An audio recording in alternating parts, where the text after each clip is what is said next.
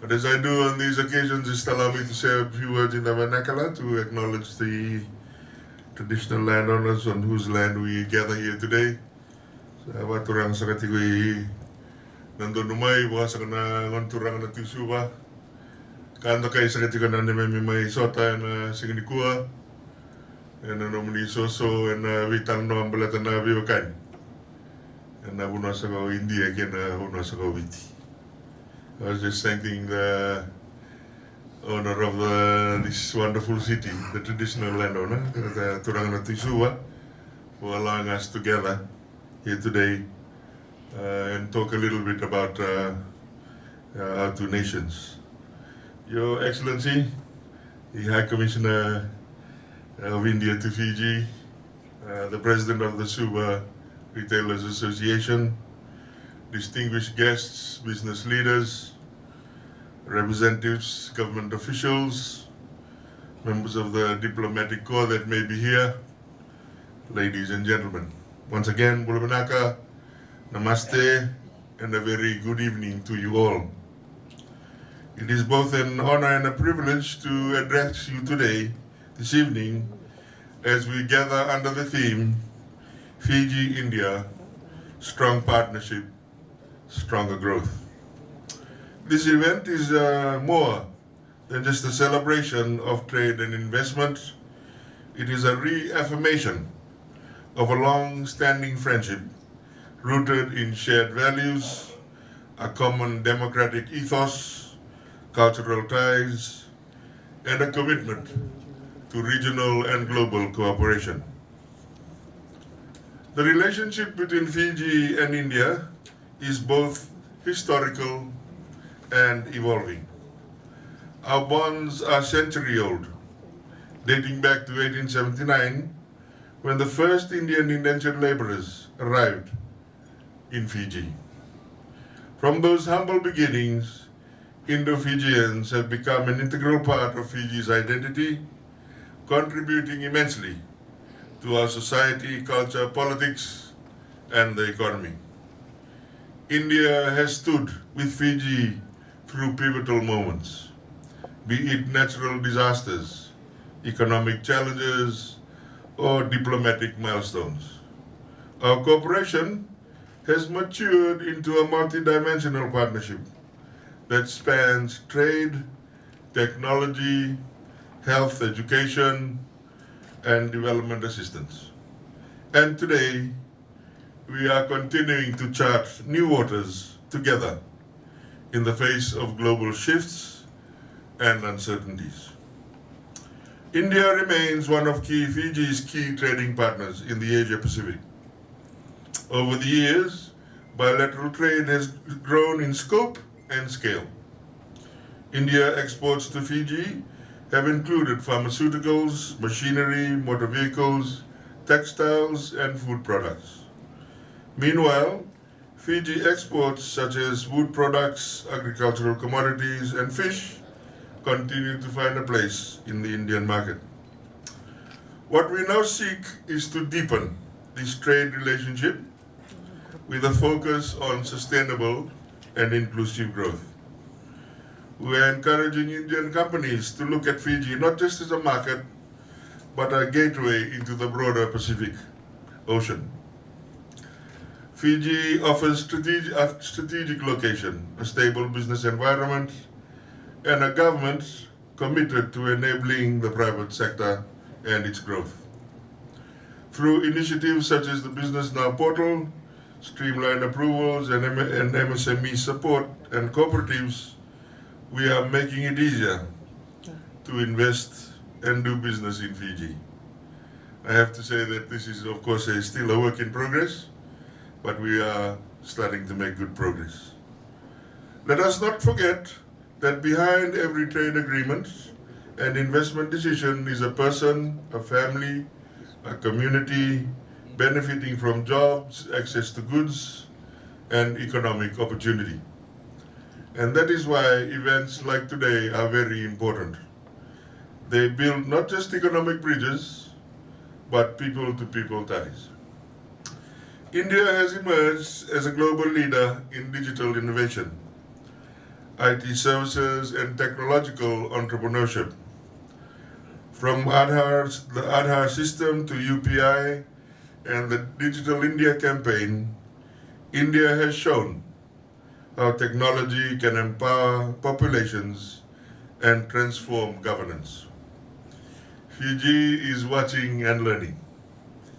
We believe that digital transformation will be essential in unlocking economic diversification and product delivery and service delivery in Fiji.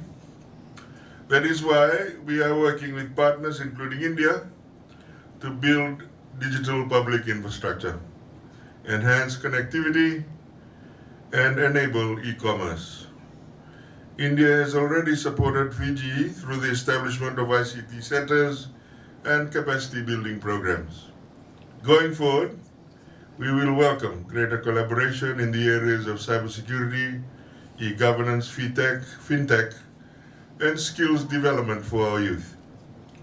Our digital future must be inclusive, secure, and locally driven with global support.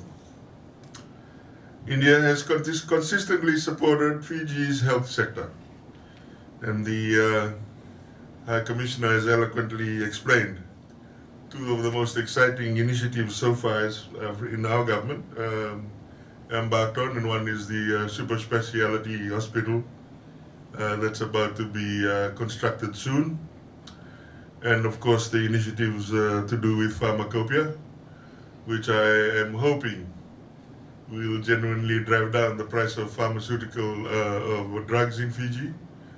That would be a major contribution to the country. And so I'm watching with interest as we roll that out, Excellency. Of course, during the pandemic, India's vaccine diplomacy reached Fiji at a time of great need. We acknowledge and deeply appreciate the gesture of solidarity.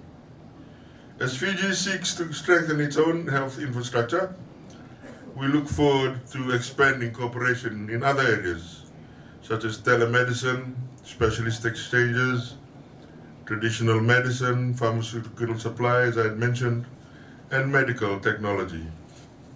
We are also focused on investing in our people through education, skills training, and innovation, and India's scholarship programs, educational exchanges, and training under ITEC have played an essential role in building Fijian capacity across a range of disciplines.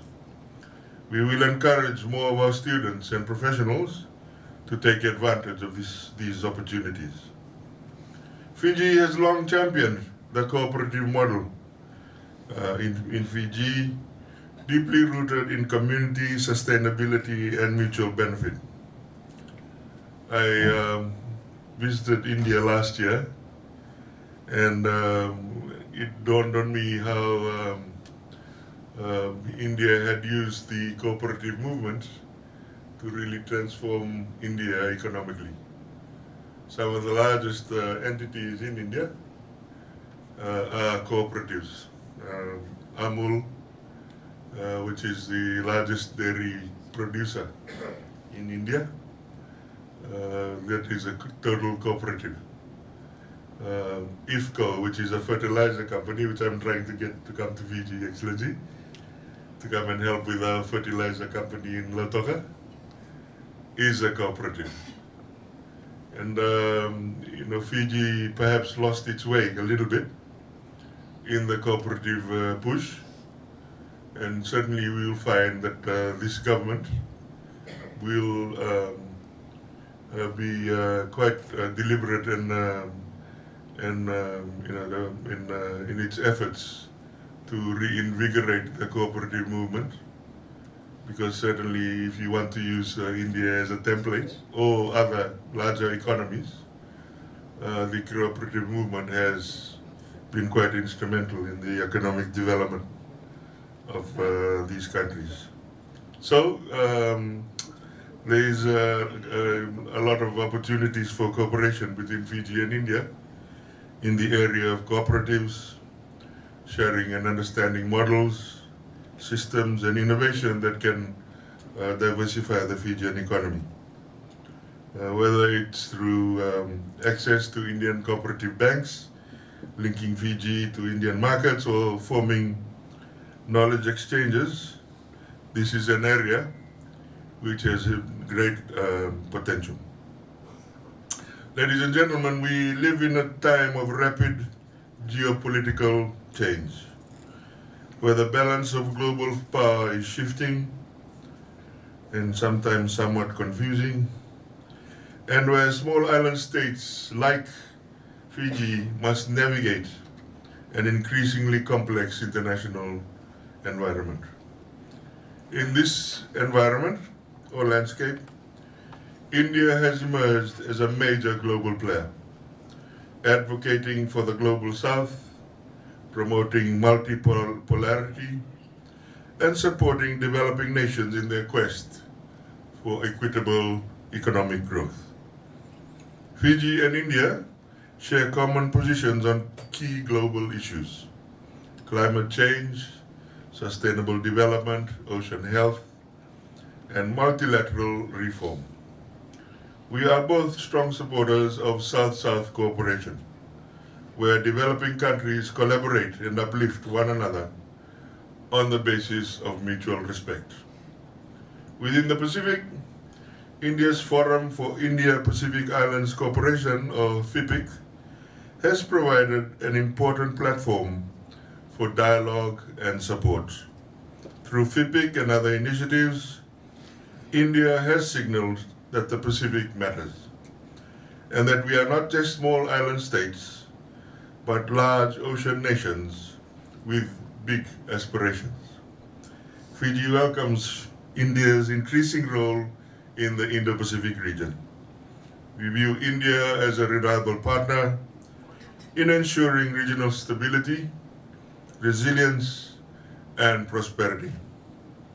Together, we must advocate for a Pacific future that is peaceful, prosperous, and rooted in the principles of democracy, inclusiveness, and cooperation. No conversation about development in the Pacific is complete without addressing climate change. The single biggest threat, or the single largest threat, to our livelihood, security, and identity.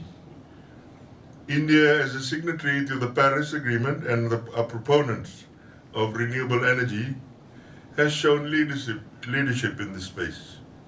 And we look forward to closer collaboration on climate change adaptation, solar energy, disaster resilience, and green finance. Together, we must amplify the voices of vulnerable nations, demand climate justice, and take real steps to protect our planet and our people. Fiji is on a transformative journey to elevate its standards across sectors that touch the lives of every citizen, from food safety, building codes, to environmental protection and sustainable industrial practices. At the heart of this transformation lies our commitment to strengthening national quality infrastructure, NQI, a system that ensures that what we produce, consume, and export meets the highest standards of safety, reliability, and global competitiveness.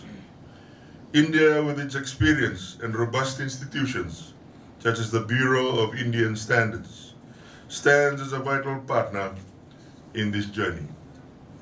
Through recent collaborative dialogues facilitated by the Ministry of Foreign Affairs, Fiji has reopened discussions with the High Commission of India to revisit and potentially re-sign a memorandum of understanding that once laid the groundwork for technical cooperation in the standards development, metrology, and conformity assessment.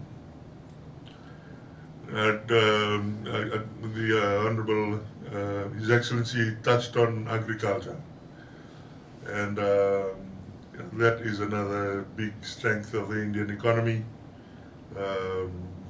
Certainly from my first visit, there are some ideas that we are turning around. And then I discovered, to my pleasure, that India has a state that is certified organically, Sikkim. So this year, hopefully, Excellency will be taking a visit to Sikkim to see how we can unlock organic potential in Fiji. And by doing that, fetch premiums when it comes to our produce. There are other things that we have picked up from the last visit that we are following through.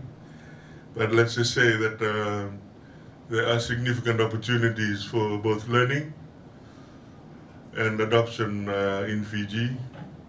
And certainly from this government's perspective, there is a real opportunity to engage on a very much deeper level and ensure that some of the knowledge and what we are seeing can be replicated, perhaps in a smaller scale back in home country.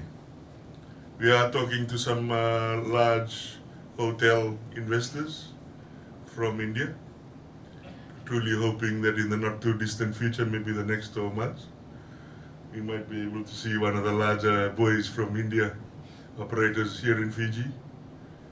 That would actually transform travel between Fiji and India. And so we look forward with interest. I know that there is some engagement happening, and we'll see whether we can follow that through and see where that actually lands. So, ladies and gentlemen, there is great potential between our respective countries. Fiji and India are not only bound by history, but shared ambition as well. Our partnership is a testament to what can be achieved when nations commit to mutual respect, people-centric development, and solidarity across oceans. Let us take this opportunity to move from dialogue to delivery and friendship into action. Let us foster business connections, promote trade, innovation, and deepen diplomatic and cultural ties. Together, we are stronger.